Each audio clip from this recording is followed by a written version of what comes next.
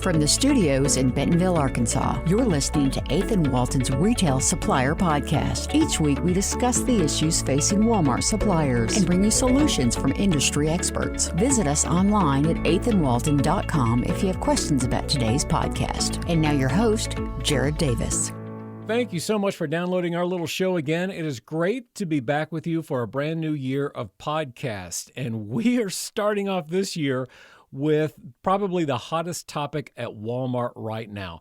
You may be one of many Walmart suppliers who was just informed that you must be RFID compliant by September of this year. Now, what does that mean? How is that possible? And is that even realistic?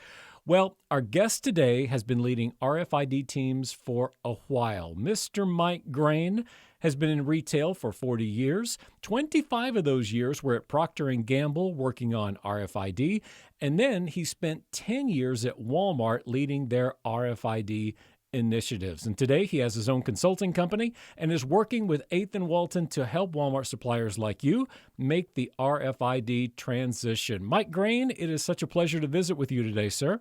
Well, thank you very much. It's really a pleasure to be here. Mike, what is RFID technology and how is it used in retail?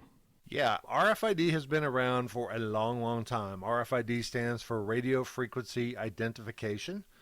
It was used way back in World War II to track different apparel for people who were fighting and serving. It tracked vehicles, all kinds of stuff. So the technology's been around for a long, long time. If you ever driven a toll road and you have a small tag in your car, when you drive through the toll booth, it kind of says, thank you. Well, that's RFID technology. So the technology itself has been around for a long, long time. There is a new push and has been for probably the last 15, 20 years to apply that to retail to solve some retail problems. But the technology itself has been used extensively in other areas of the business. So what exactly are the benefits to retail customers, to Walmart, and now suppliers? Yeah, great question. So here's the reality of today's world. Retailers have to operate in a brick and mortar world, which is their stores, and an online world, which is people actually looking online and ordering things from them, usually to pick it up in their store. We call that buy online and pick up in store. Part of the challenge is the idea of on-hand accuracy. Jared, I'm going to put you on the spot. Oh, here we go. Okay? All right. All right. If you say you're a retailer and you have two pieces of information, you have what you physically have in the store, and you have what the system says you have in the store. Okay. Okay. If the system says you have 5 of something, okay, and you have absolutely 0, how many do you sell? I'm going to say I sell absolutely 0. That is correct. All right. Let's keep following that. Okay. Let's say when the reorder point gets from 5 down to 2, you reorder more product. So if you says you have 5 and you actually have 0, how much do you reorder? It says I have 5, but actually I have 0. I'm not going to, or if I think I'm full, I won't order any to replace because I think I'm fully stocked. 100% right. Yeah, okay. 100% right. So there you go. So therein lies the problem. Yes. Inventory accuracy in a normal retail store is astoundingly inaccurate. Most studies put it between 50 and 60% accurate, which is crazy. And a lot of times, if it's wrong, it's usually overstating what they actually have, like the scenario I just played you. So now you're a retailer and you want to say, hey, customer, come in and buy this product from me. I have 5 of them. They place their order. They come in to pick it up, and we don't have it. We disappoint them. Therein lies the challenge. We don't have the product available on the sales floor for a customer to buy in if they're buying in a regular brick and mortar. And if they order it online and come in and get it, they're going to be disappointed as well. If people are going to compete in today's retail, they have to know what they have. They have to know where it's located, or they will not be competitive long term. And that's really a reason why a lot of retailers are going to RFID technology. It's a game changer to be able to know what you have and where it's located. Just part of that whole omni-channel experience now, that true omni-channel shopper wanting to know what's in the store, even if they're researching it online. Exactly. 100%. And if you look on certain retailers' websites, they will not only say, hey, I have this pair of jeans. You can order it now and we'll put it in the mail to you. It'll be there in 2 or 3 days. But other retailers, if you go to, for example, the Target Corporation, it'll say, in the store that's 5 miles from your house, we have 3 left. Yep. Order now, and they will be available for you today. So that's the buy online, pick up in store. Again, the only reason you can actually share that number rather than we have some, which is not a very good thing, Right. is because they have enough confidence in their on-hands that they can expose those to customers. And you can't do that if you have a 50% on-hand accuracy. Right. Mike, let's talk about your background a little bit. Has your experience been with RFID technology? I've been doing this a long time, Jared. That is why you're here. That's why we're excited to have you here. Yeah, well, when I walk you through this, I'm not sure how excited you'll be. This is probably my 5th or 6th different iteration at RFID. It's been a little bit of a challenge. 2005, when I was at Proctor and Gamble, Walmart and Procter and Gamble partnered on an RFID project initiative, call it what you want. The idea was put an RFID tag at the manufacturing facility. We'll track it all the way through the supply chain. There's a direction that asks for their top 100 suppliers to be able to do that. Here's what we learned. Number one, we have pretty good systems that tell you where it is in the supply chain. It's when it gets in the store that we sort of lose the visibility of it. Number two, I don't think the technology was quite ready yet. It was very new from the retail technology portion of this. So that initiative kind of got shut down. And then 2008, Sam's Club decided they wanted to basically emulate put the product in the basket and just have it actually scan everything that's in the basket, and I can have a seamless customer experience. Same thing. Technology wasn't quite ready yet. It was pretty costly, and the direction to have the suppliers tag it, which is the right way to do it, became very difficult because most people didn't understand that, and they would just assume have Sam's Club do it for them and charge them, then do it themselves. And so it sort of died under its own weight.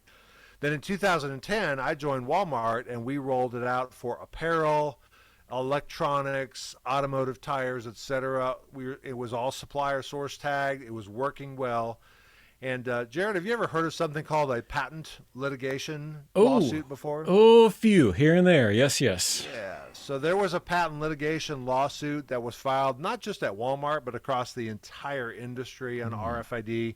And so everybody had to make a decision. Do they want to keep moving forward, or do they want to hit pause? At that time, Walmart decided to hit pause, and we sort of shut down all of our efforts. While interestingly, people like Macy's and Target and Kohl's and Penny's kind of took off and really started working out. So basically the process of RFID has been really kind of on pause at Walmart since about 2013 or so, with a few kind of different tests that we did. But it wasn't until 2020 that it really kind of kicked back up. Okay, so speaking of Walmart, let's get into the nitty-gritty and why everybody really clicked on this podcast. Tell us about Walmart's new expectations and how that's going to impact all of our supplier friends. Yeah, so a couple things. I don't want to speak on behalf of Walmart. Walmart's responsible for kind of deploying and discussing this with their suppliers. What I will do is I will share with you the documents they've made public, which is they want to have a lot of their new categories. They've been working and seeing really good success with on-hand accuracy in the apparel areas. They're very, very excited about the results that they've seen in terms of on-shelf availability and the ability for associates to be able to find the product. So they want to expand it like Walmart does. Once they see something that works, they're going to reapply it as fast as they can. So they're looking for the home departments, automotive, electronics, sporting goods, a lot of different departments. If the supplier is on this podcast, they're more than likely got a letter from Walmart asking them to participate and collaborate. But that's their direction. The second part of that is they want to have everything coming into their stores in the departments and categories that they've laid out, RFID tagged and tagged correctly by September 2nd. And so those are the two kind of pieces. And again, Walmart will provide more information about that, but those are the two directions that I think that they're making.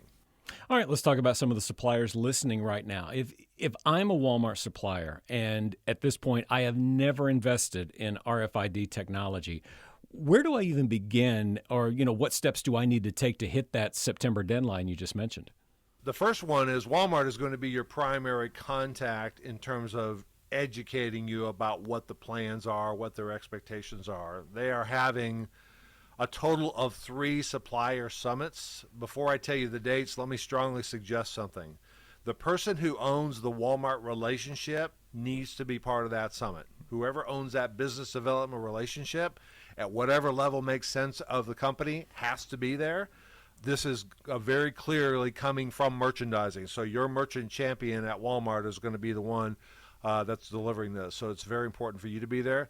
But secondly, strongly advise either somebody in supply chain or technology or even operations who has something to do with RFID within your company, and if not, just has understanding of the supply chain and operations, store operations. Definitely include them as well, because you're going to need technology partners in your company to make this work. No offense, I don't think a salesperson can do it by themselves. They're going to need some support for this thing. In terms of the actual summits, the Walmart folks will deliver to you through Retail Link a request to apply for a summit. The summits are going to be held on February the 8th for the home departments, February the 10th for electronic departments, and for sporting goods and automotive batteries, February the 15th. So it'll be 3 different summits, 3 different audiences. If for some reason you're in those departments and you've not gotten a letter, I'd strongly advise that you register and send a note to Walmart RFID at walmart.com without the dash, and make sure that they know that you're a supplier who's going to be in those departments. Mm-hmm. But you register in Retail Link, and if you haven't seen that, send an email that, because you're definitely going to want to participate. They will give you about an hour or 2 of information about how to get started, why we're doing this, all that kind of stuff. That's going to be really important. All right, and that RFID email address, we've actually got that in our podcast description as well, just in case you missed it. So, yeah, definitely go there for other questions. Mike, you've been advising some suppliers on this whole transition. What are some of the big questions that you've been getting from Walmart suppliers? There's a lot of questions I've been getting about suppliers. So a lot of the folks in apparel who've done this before already have asked these questions and gotten the answers. But the people in a home department, electronics, etc., all this is fairly new to them. The big questions I've gotten is the same ones you've just been asking me. What is it? How does it work? What's the benefit for me? How much does it cost? How do I get started? How do I sell this to my leadership? That's a big one, because the person who's calling on Walmart ultimately has to get approval and funding and all a project team in their company. How do I sell it to my company? I'm getting the word. I've got to communicate that back. That to me seems like the longest part of the journey, is getting everybody to finally realize and get their mind wrapped around it. Given the fact they want things tagged by September 2nd, you don't have a lot of time to go back and forth with your leadership. Okay. So if it takes you more than a month to get this thing decided, you're probably not going to make that deadline. And the last one, who owns it inside my company? Who in the world, who's going to do this work once we get it agreed? And the other ones I've heard is September 2nd really realistic or not?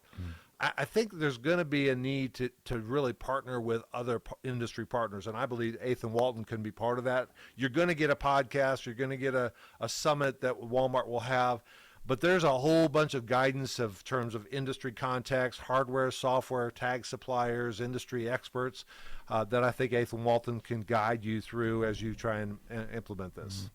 You talked about, always selling this to the upper management and, really trying to get the company bought in on this. That leads into my next question, because like everything else in business, there's going to be cost to a change and other adjustments. So what are those big advantages for suppliers to adapting to the RFID tagging and labeling that will kind of help make that sell to the upper management?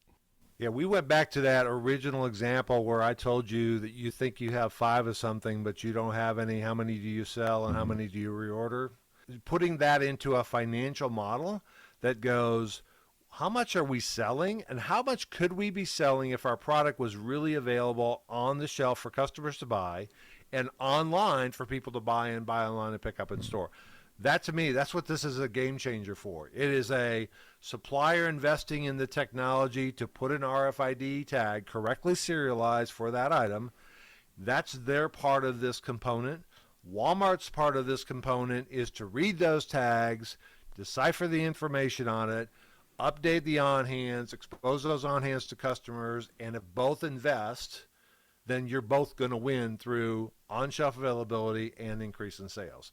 Now, I don't know that anybody's going to promise you a number, but I can tell you one thing, without the number, you're going to suffer from being able to compete in today's online environment. So that's really kind of the driving factor. It's all about making sure you've got product on the shelf for customers and selling more product. And frankly, from a Walmart perspective, saving the amount of time it takes to actually do inventories, because it's very, very labor intensive. And frankly, guess what, Jared? People just don't count very well. If you and I count the same table of clothes, we're probably going to get two different numbers. This technology is extremely reliable and extremely fast. We're talking about hundreds and thousands of tags in a few seconds or so that it can count. It doesn't take very long to count everything, and that's really one of the benefits for everybody, is really getting the correct information and doing it quickly so it doesn't become a very difficult thing to do. I want to go back to the timeline for just a second. Most suppliers will be hearing this podcast in February.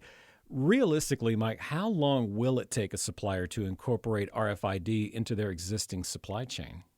That will be something that we will get to see. I don't have a good answer for that. Okay. I can tell you the first ones we did probably took 18 months to 2 years to get done. Wow. But there was a lot of time, what is it again, and why are we doing it, and selling it internally, etc. Really, the more normal course for now, apparel suppliers, and again, these are suppliers who understand RFID, from the time you ask them till the time it's actually coming into stores tagged is about a year. Walmart believes they can do it faster than that because the suppliers are already on board. There's not as much supply chain coming from Asia and things like that. They're going to be much more aggressive. They're going to tell everybody in February, and they're going to accept it by September. And by the way, once it starts coming in tagged, it must continue to be tagged, because if it's all coming in tagged and then Walmart tags the current inventory in the store and then stuff starts coming in not tagged, we will have more incorrect on hands than we have correct on hands. So that's not, so that September 2nd date is not when you start tagging. That's when stuff is consistently coming into the stores, not their DCs, into their stores tagged. It is an aggressive timeline. There's no question about it. It is achievable, but not if people spend too much time analyzing it and talking about it and trying to figure out whatever's going to happen. The only other thing I'll tell you, to Jared, and this kind of really sort of bothered me a little bit, everything that's coming out is calling this a mandate. And I don't like that word, because that means, we're just going to tell suppliers to do it. The reality is that I don't believe it's a mandate. I believe it's an opportunity to say, we both want to sell more product. We both want to sell more product online. This is the way we can do it. You put the tag on it. We'll do everything else in terms of exposing it and make sure it's right. I believe it's a collaborative effort to be able to really figure out how to drive more sales at Walmart. I wish they would take the word mandate out of it, because I don't believe it's a mandate. I think it's an opportunity to really turbocharge the sales. Well, let's talk about getting some help to the suppliers. How else can 8th and Walton help the supplier community in this, really important Walmart initiative? That's a great question. We're still trying to figure it out, to be honest with you. I think there's several ways that 8th and Walton could be of tremendous value. One is kind of what we're doing today, is just providing some basic background information on it and really helping you understand. I think there's like 4 or 5 different ways that we could help. First off, I think the biggest first challenge is going to be educating your company leadership on the request, because the person who's sitting in the middle of the webinar that they hold has now got to go off and convince their company and educate their company about why this is a big idea for them. We've talked to enough suppliers. We talk to suppliers every day at 8th and Walton. I believe we can help frame out what the story is for the suppliers and answer any questions for their leadership, so they don't have to go in that continual loop of trying to resell it, et cetera. Secondly, I believe this is not something that you just flip a switch and it's done. There's a lot of steps in the process, just like anything else. And we believe we know, we've been through it enough times to, frankly, we know all the mistakes that we've made before, so we can tell you what not to make. But we've been through the step-by-step, steps in this process. It's kind of like any time you do something the first time, it takes you a long time and you mess it up a bunch of times. subsequently it gets much more easier to do, and you learn from your mistakes, etc. This is an opportunity. 8th and Walton has industry experts that have done this before. They can certainly help walk you through the process and avoid some of those pitfalls. Thirdly, we have the contacts. We know who the people who are sell the hardware, the software, the RFID tags, the encoding methodologies, all that stuff. We have those industry contacts. We've worked with them for several years, so we can connect you to industry experts that are really doing this work today and that we would recommend can do it and do it in a quality way. And last, we think that there's an opportunity to basically work with the suppliers individually one-on-one on a project basis as part of step one. If they think they need more than just a couple of podcasts and a few contacts, if they want us to help them walk through that process with them, we can certainly do that. So those are just a few ways. And again, there may be more ways. They may listen to this podcast and go, where's 2 or 3 more things that you could help me with? But those are my initial thought. If I was being asked to do this, these are the things that I think would be most helpful. All right. So if you're a Walmart supplier and you've got questions about RFID, you'd like to speak with a Walmart expert here at 8th and Walton, I've got a link out in our podcast description, or you can go to 8thandwalton.com and click on contact, and we will set you up with a free 15-minute consultation. Ask your questions about RFID and how we can help. Mike Graen, thank you so much for being on the podcast. Pleasure to have you, sir. Jared, thank you very much for the opportunity, and I look forward to talking with the suppliers to help in any way that we can.